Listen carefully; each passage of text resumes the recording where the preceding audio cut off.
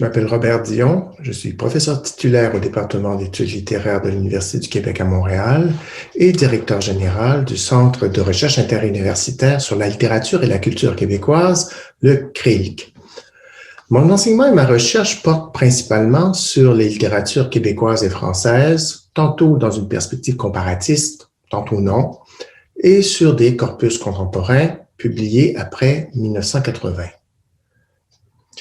Ce qui caractérise toutes mes recherches depuis plus de 30 ans, c'est, je dirais, un intérêt marqué pour les savoirs de la littérature, c'est-à-dire pour le type de savoir, de connaissances que la littérature est à même de produire et qui serait en quelque sorte spécifique à celle-ci. Je me suis ainsi penché au fil des ans sur ce que la littérature sait de la littérature, c'est-à-dire autrement dit, sur sa fonction autocritique.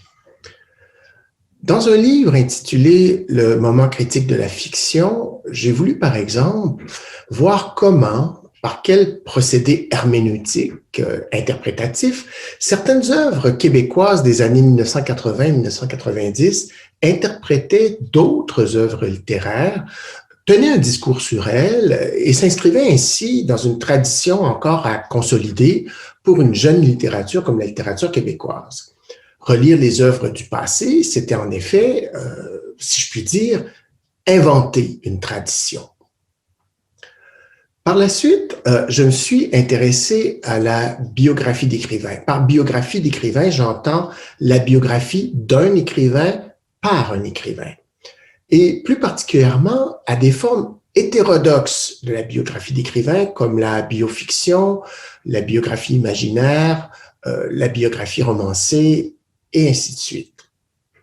Il s'agissait encore là de comprendre comment ces textes mettent en œuvre des stratégies cognitives propres à éclairer, par exemple, le mystère de la création littéraire, sans se limiter donc au seul procédé admis dans les biographies, je dirais, plus orthodoxes.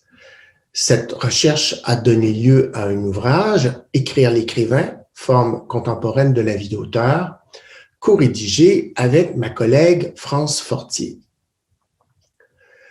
Ces deux recherches au long cours m'ont conduit à mes recherches actuelles, dont je voudrais dire un mot maintenant, qui portent sur les écritures du réel. Déjà, les écritures biographiques constituaient un terrain où la littérature rencontrait la réalité d'une vie vécue qu'elle pouvait traiter avec plus ou moins de réalisme, plus ou moins de fantaisie. Dans cette nouvelle recherche qui a donné lieu à mon livre le plus récent, qui s'intitule « Des fictions sans fiction ou le partage du réel », j'ai voulu rendre compte de la reality hunger de la littérature contemporaine et particulièrement de la fiction. Je pars donc du postulat que notre époque, dans le domaine artistique tout particulièrement, a soif de réalité. La question qu'on peut se poser, mais c'est de quelle réalité parle-t-on alors? De celle qui existerait en soi à travers la perception immédiate des sens, ou telle que la recueillerait une caméra simplement posée à un carrefour, de la réalité donc la plus nue, la plus crue, la moins apprêtée en apparence, celle que prétendent nous servir les webcams ou les reality shows. On ne niera pas qu'il existe des entreprises littéraires qui visent plus ou moins bien à cette parfaite restitution d'un réel qui serait objectif. Cependant, la production actuelle, même la plus ouvertement réaliste, me semble bien plutôt marquée par le constat lacanien d'un réel impossible, d'un réel inatteignable sans médiation, et l'idée selon laquelle la réalité n'est plus à penser comme une référence objective, extérieure au discours, mais comme constituée dans et par le langage, comme le disait Roger Chartier, est très généralement admise maintenant. Bref, ma question actuelle est qu'est-ce que la littérature sait du monde? Et derrière cette question, il y en a une autre qui me paraît cruciale. Qu'est-ce que la littérature a à nous dire du monde aujourd'hui? Cela peut revenir à se demander encore plus concrètement comment la littérature peut-elle rivaliser avec les pratiques de l'image, avec les médias qui prétendent donner une vision immédiate, sans truchement, du réel même? Comment la littérature peut-elle réinvestir la scène publique, nous aider à mieux connaître le monde et peut-être, au bout du compte, à agir sur lui? Plutôt que d'étudier des œuvres qui se réclameraient d'un réalisme traditionnel, spontané et illusionniste, j'ai choisi de m'arrêter à des œuvres qui visent à une réinvention des modalités du réalisme, réinvention qui consiste, pour l'écriture littéraire, à assumer de manière très voyante ces enjeux mimétiques, c'est-à-dire à faire voir ces procédés, sinon ces trucages. Je me suis donc consacré à ce que j'appelle des fictions du réel. Pourquoi des fictions? Parce qu'à la différence de bien des textes littéraires dits référentiels, les biographies, les autobiographies, les essais par exemple, qui prétendent parvenir sans encombre à la représentation vraie d'un réel préexistant, les fictions du réel l'envisagent plus comme un problème que comme une matière à traiter ou à rendre, plus comme un chantier que comme un domaine institué, comme une cible inatteignable et néanmoins visée. Dans ma recherche, j'ai voulu saisir ces fictions du réel sous 3 angles. L'écriture de la personne réelle proprement dite, que j'avais déjà abordée dans mes travaux sur les fictions biographiques, l'écriture de l'histoire et l'écriture du fait divers, angles qui m'apparaissent comme les voies privilégiées par lesquelles le réel, dans le corpus contemporain, s'insinue dans la fiction. On peut, cela dit, se demander si l'écriture de la personne réelle n'est pas, pour la littérature, une façon commode et efficace de se rebrancher sur le monde, de sortir d'une autonomie qui serait devenue, à la longue, mortifère. Il s'agirait, dès lors, d'en revenir de l'adieu au monde, à la suite duquel la société, à son tour, s'est crue justifiée de donner son congé à la littérature, la marginalisant ainsi. Là résiderait peut-être la motivation à la source de ces écritures qui, se revendiquant comme littéraires par le choix de la fiction, qui est quand même le type de littérature le plus lu aujourd'hui. Donc, ces écritures, même si elles se revendiquent littéraires, c'est comme ça qu'elles envisageraient quand même de prendre la réalité à bras-le-corps.